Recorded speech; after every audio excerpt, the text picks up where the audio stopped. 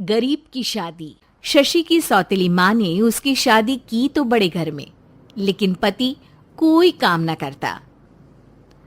आप ससुर जी के साथ काम पर क्यों नहीं जाते?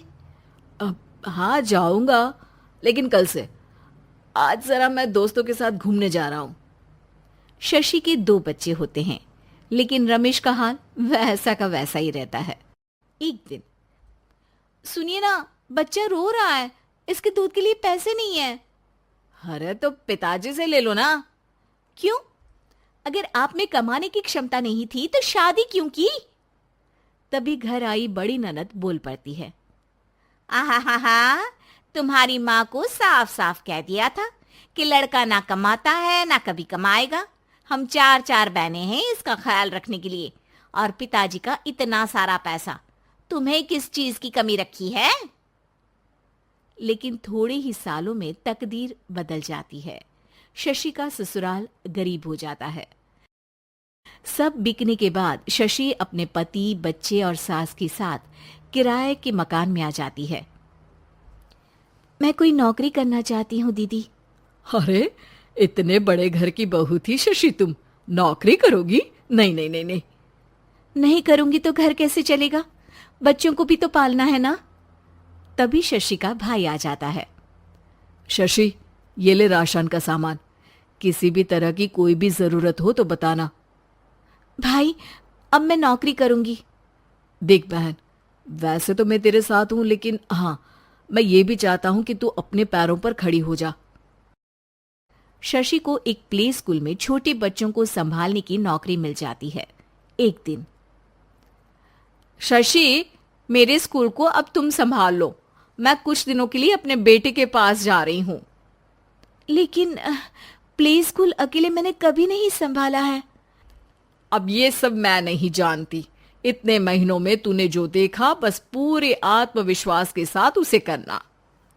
शशि नीलम के जाने के बाद पूरे 1 महीने उसका स्कूल अकेले संभालती है, और फिर एक दिन आता है जब वो अपना खुद का स्कूल भी खोल लेती है। वाह शशि, तुमने आज मेरा सर गर्व से ऊंचा कर दिया। तुम्हारा यही आत्मविश्वास तुम्हें बहुत आगे ले जाएगा। नीलम, बहुत आगे जाने की चाह नहीं है, बस ये छोटा सा स्कूल मेरे बच्चों की अच्छी शिक्षा में मेरी मदद करे, यही मैं चाहती हूँ। शशि थोड़े थोड़े पैसों से ही अपना परिवार पाल रही थी। एक दिन उसके घर उसकी बड़ी ननद आती है। अरे भाभी, घर में कूलर तो लगा लेती, मेरी माँ को कैसे पंखे में लिटा रखा है? अरे तो शशि कौन सा एसी लगा कर सो रही है? वो भी तो यहीं रहती है ना मेरे पास। ज्यादा यहाँ आकर मेरी बहू को परेशान न किया करो।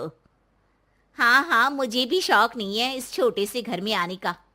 मैं तो बस ये बोलने आई थी कि मेरे बेटे की शादी है तो ननिहाल का जो नेग होता है वो ले आना।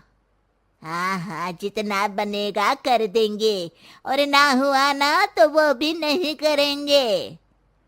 तभी शशि बोल पड़ती है। अरे नहीं नहीं माँ जी, रीटा घर की बेटी है, उसके ससुराल वाले उससे शादी पर पूछेंगे कि मायके से क्या मिला। रीटा, तुम मुझे सामान की लिस्ट भेज देना, मैं पूरी कोशिश करूंगी कि तुम्हारी हर डिमांड को पूरा करे। अच्छा, मैं खाना लगाती हूँ। शशि ये बोलकर किचन में चली जाती है। धीरे धीरे कर शशि किसी न किसी तरह अपनी सारी ननदों की डिमांड भी पूरी करती, बच्चों की ख्वाहिशें भी, और उनकी पढ़ाई के लिए पैसे जोड़ती। एक दिन जब शशि का बेटा 12वीं पास करके आता है। माँ, अब तुझे काम करने की जरूरत नहीं है। मैं अब कोई ना कोई नौकरी करके पढ़ाई भी साथ कर लिया करूंगा। शशि को लगता है कि बेटा और आगे पढ़ाई करे, लेकिन वक्त की मार के कारण वो बेटे को काम के लिए हाँ कर देती है।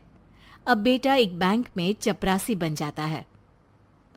लड़का देखने में तो बड़ा अच्छा है, अंग्रेजी भी पटर पटर बोलता है, फिर चपरासी क्यों? लड़का सारी बात मैनेजर को बता देता है। अच्छा, तो मैं तुझे एक मौका देता हूँ। तू यहाँ रहकर दूसरे डिपार्टमेंट का भी काम सीख। अगर तू किसी एक का भी काम अच्छे से सीख गया तो मैं तुझे यहाँ टेबल चेयर में बैठने वाली नौकरी दे दूंगा। लेकिन एक दिन शशि की ननद उसे फोन करती है। अरे भाभी, देखो मायका तो मेरा तुम लोगों से ही है। मैंने आपके बेटे और मेरे भतीजे प्रदीप के लिए यहाँ एक नौकरी देखी है, पूरे 5,000 मिलेंगे। वैसे करता ही क्या है, चपरासी ही तो है ना। कोई बात नहीं रीटा, मैं उसे इस शहर के बाहर नहीं भेजना चाहती हूँ। बाकी वो शाम को आएगा तो मैं पूछ लेती हूँ। वहीं प्रदीप मैनेजर की बात से खुश हो जाता है और मैनेजर के काम पर ही नजर रखने लगता है। वो उनकी तरह के पेपर पढ़ता, काम करता और आने वाले लोगों की बातें सुनता। एक दिन बैंक में ऑडिट वाले आते हैं। ये गलत है, पूरी बैलेंस शीट नहीं मिल रही है, कहीं ना कहीं गड़बड़ है। ए मैनेजर, क्या करते हो? बैंक के पैसों का हिसाब सही नहीं है। मैनेजर के पसीने छूट जाते हैं। तभी प्रदीप वहां जाता है। अब क्या मैं ये बैलेंस शीट देख सकता हूँ? अरे बेटा मजाक नहीं, जाओ पानी लेकर आओ एक गिलास। प्रदीप मैनेजर को पानी लाकर देता है और फिर ऑडिटर से कहता है, देखिए सर, मैं आपको बता सकता हूँ कि कैसे बैलेंस शीट को आप लोग गलत तरीके से जोड़ रहे हैं। ऐसा बोलकर प्रदीप एक एक कर सारे डाउट क्लियर कर देता है। अरे हाँ, ये तो पॉइंट हमने देखे ही नहीं थे। गुड, कौन है ये बच्चा? तभी मैनेजर बोल पड़ता है, अब हमारे यहाँ अकाउंट में नया आया है। ऑडिटर के जाने के बाद, वाह प्रदीप, आज तो तुमने मेरी नौकरी बचा ली। और आपने भी तो मेरी नई नौकरी लगा दी, अकाउंटेंट की। बस फिर क्या था, प्रदीप ने एक बार जो सफलता की सीढ़ी चढ़ी, बस चढ़ता ही चला जाता है। फिर एक दिन शशि की ननद, अरे भाभी कैसी हो?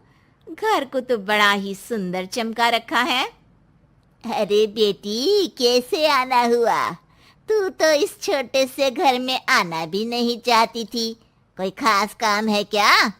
अब हाँ, वो माँ, मेरा जो मजला बेटा है ना, वो अकाउंट से पढ़ाई कर रहा है, तो प्रदीप से बोलकर उसकी भी कहीं अच्छी नौकरी लगा दो ना। सास और शशि समझ जाते हैं कि कैसे पैसे आते ही लोगों के बात करने के तरीके से लेकर रिश्ते निभाने तक में बदलाव आ जाता है।